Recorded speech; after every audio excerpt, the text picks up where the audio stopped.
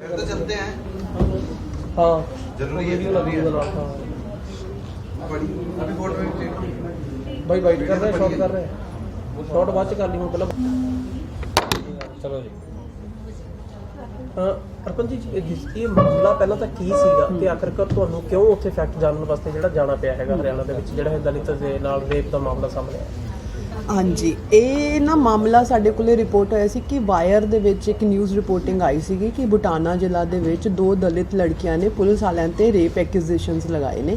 ਅਸੀਂ ਉਹ ਲੀਡ ਨੂੰ ਫੋਲੋ ਕਰਦੇ ਹੋਏ 21 ਤਰੀਕ ਨੂੰ ਫੈਕਟ ਫਾਈਂਡਿੰਗ ਟੀਮ ਜਿਹੜੀ ਹੈਗੀ ਆ ਉਹ ਭੇਜੀ ਸੀਗੀ ਤੇ ਉਹਦੇ 'ਚ ਇਹ ਸਾਡੇ ਕੋਲੇ ਫੈਕਟਸ ਆਏ ਸੀ ਕਿ 30 ਤਰੀਕ ਦੀ ਰਾਤ ਨੂੰ 4 ਮੁੰਡੇ ਤੇ 2 ਕੁੜੀਆਂ ਜਿਹੜੀਆਂ ਹੈਗੀਆਂ ਨੇ ਉਹ ਰਾਤ ਨੂੰ ਬਾਹਰ ਮਿਲਦੇ ਨੇ। ਪਿੰਡ ਦੇ ਜਿਹੜੇ ਹਰਿਆਲੀ ਕਰਕੇ ਇੱਕ ਪਾਰਕ ਹੈਗਾ ਉੱਥੇ ਮਿਲਦੇ ਨੇ।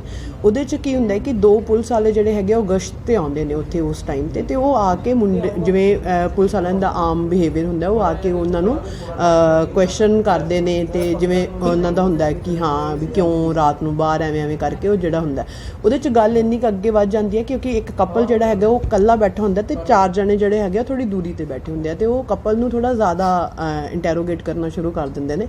ਉਹਦੇ 'ਚ ਇਹ ਹੁੰਦਾ ਕਿ ਬਾਅਦ ਵਿੱਚ ਛੱਡਣ ਛਡਾਉਣ ਦੀਆਂ ਗੱਲਾਂ ਪਹਿਲਾਂ ਪੈਸੇ 'ਤੇ ਆਉਂਦੀਆਂ ਨੇ, ਬਾਅਦ ਵਿੱਚ ਇਹ ਆ ਜਾਂਦਾ ਕਿ ਐਂ ਕਰੋ ਕਿ ਕੁੜੀ ਪੁਲਿਸ ਵਾਲੇ ਇਹ ਕਹਿੰਦੇ ਨੇ ਕਿ ਜਿਹੜੀ ਕੁੜੀ ਤੂੰ ਨਾਲ ਬੈਠਾ ਇਹ ਸਾਡੇ ਕੋਲੇ ਛੱਡ ਜਾ ਇੱਕ ਰਾਤ ਦੇ ਲਈ।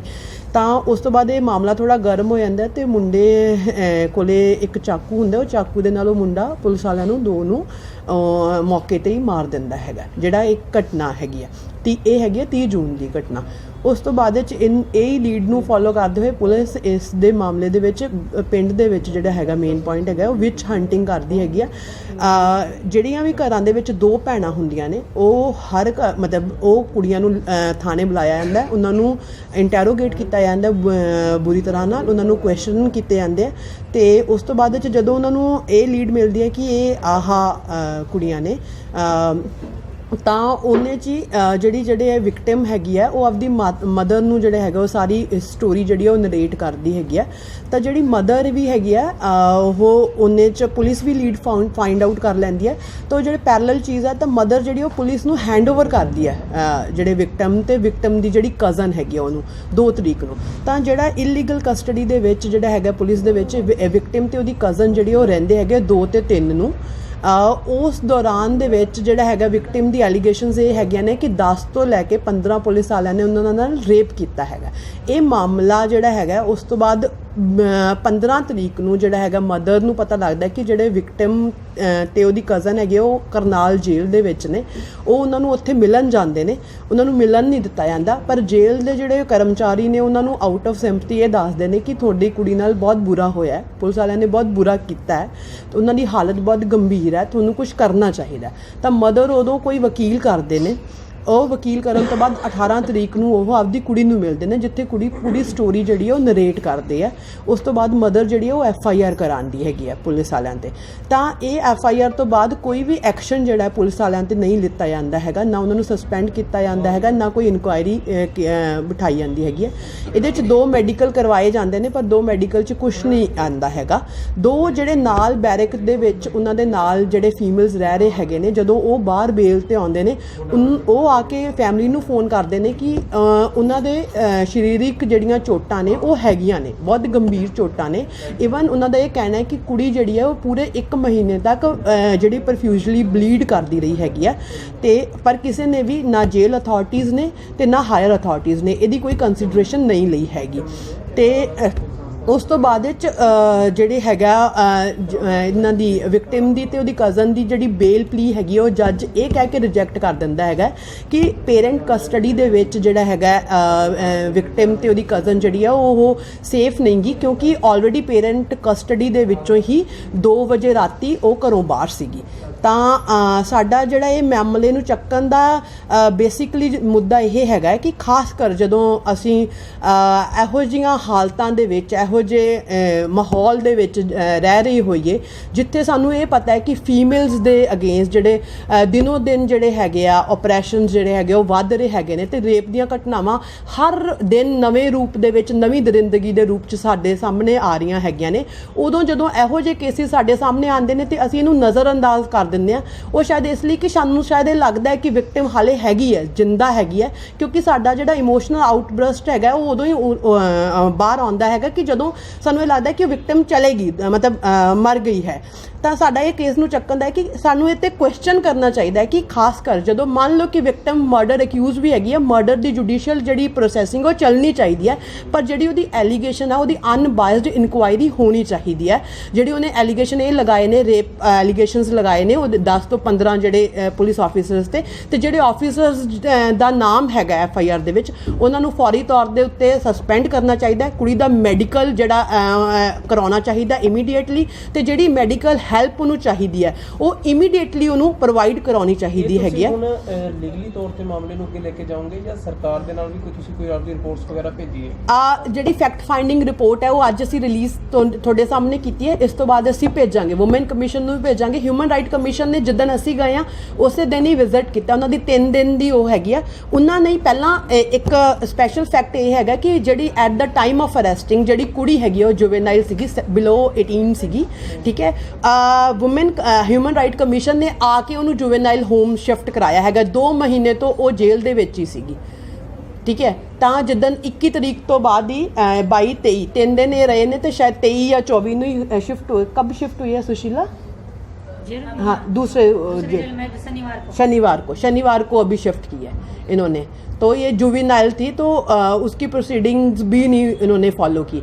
तो मतलब इतने लूप होल्स भी हैं, और ऊपर से ऐसा है कि लूप होल्स हैं और उनको कवर करने, मतलब सच सामने आना चाहिए, बिल्कुल सही बात है, बट सच को कवर करने के लिए आप पूरी ताकत लगा रहे हैं, तो इसका मतलब है कि सच कहीं और है।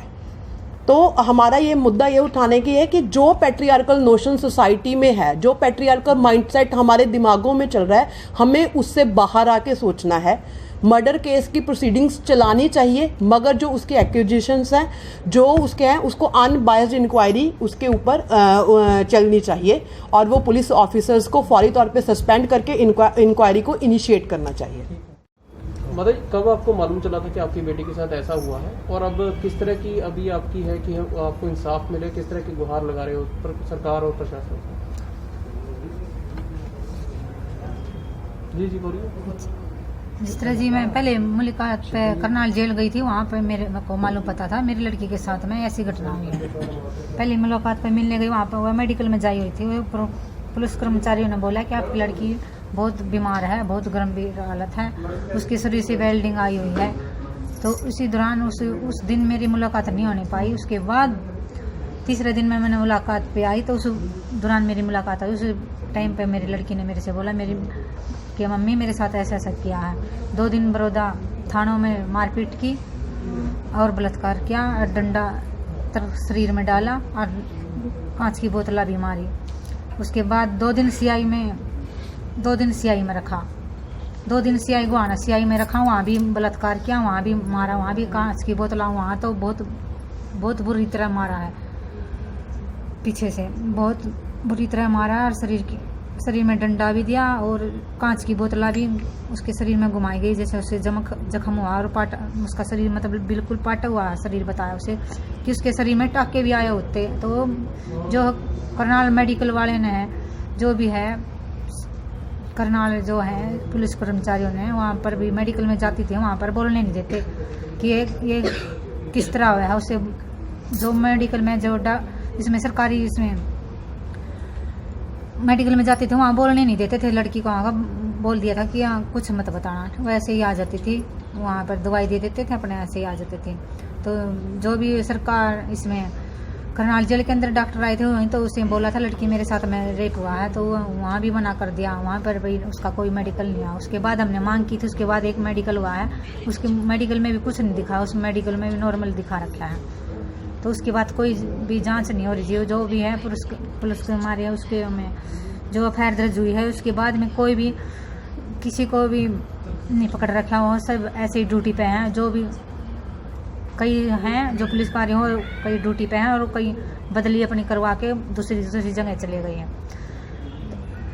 अब आपकी मांग क्या है? मेरी मांग ये है जी कि मेरी बेटी को इंसाफ मिलना चाहिए। मेरी मांग है जी, जो जैसे हमारी लड़की को इसी बुरी हालत में रखा है, तो जो रेप करने वाले हों वो तो अपनी ड्यूटियाँ कर रहे हैं, और जो लड़कियों को कुछ नहीं करा हो जेल के अंदर सड़ रही हैं। दोनों की दोनों लड़की, और जो लड़का है 4, ये 5 थे, 4 लड़के 2 लड़कियां, ये तीनों 4, 2 लड़कियां और 3 लड़के वो अंदर जेल में चढ़ रहे हैं, जो रेप करने वाले वो बाहर घूम रहे हैं। जिस तरह लड़की थी उनके जो दोस्त थे उसको इनकाउंटर कर दिया है, वही इसका इनकाउंटर करना चाह रहे थे, इसी वजह से ये फिर इसको रेप किया और उसके बाद में इनकाउंटर करना चाह रहे थे। उसकी पता नहीं है कैसे ये राम की वजह से ये जिंदा है, बहुत गंभीर हालत में है। मैं चाह रही हूँ इसका मेडिकल हो और उसको बढ़िया से बढ़िया मेडिकल में दवाई दिवाए, जो भी वहाँ पर दवाई देते हैं वो अच्छी दवाई नहीं देते, उसे नशे की दवाई देते हैं, वहाँ पर नशे में तौर पर वहाँ लेटी रहती है। मेरी ये मांग है जी। और जो भी पुलिसकर्मी हैं इनको जिस तरह ये इतना गंभीर आता है, जो उसे पुलिसकर्मी को मारा था उसे उसी तीसरे दिन इनकाउंटर करते था, इनको क्यों नहीं पकड़ रहे? इनको भी कुछ न कुछ होना चाहिए जी। हमारी तो ये मांग है, इंसाफ चाहिए हमें धरती पर हमारी लड़की के लिए। ठीक है जी। वहाँ से बेल पे एक औरत आई, पे वो ये हैं, इन्होंने उसकी हालत देखी है। नेता वहाँ पे हैं, हाँ जी। क्यों नहीं घेरते उनको आप? हमें एप्लीकेशन लगाई, मैं खुद भी गई हूँ, मैं तो कुछ नहीं बोल रही हूँ। धरना इन्होंने लगाया है डिस्ट्रिक्ट कोर्ट के आगे सोनीपत, और अगला धरने की कॉल 29 को दी गई है। तो ऑर्गेनाइजेशन हैं जो साथ दे रही हैं, तो यहाँ से भी एक बेखौफ आज़ादी की टीम वहीं पहुँचेगी प्रोटेस्ट के लिए, क्योंकि ज़रूर एक प्रेशर चाहिए वहाँ पे।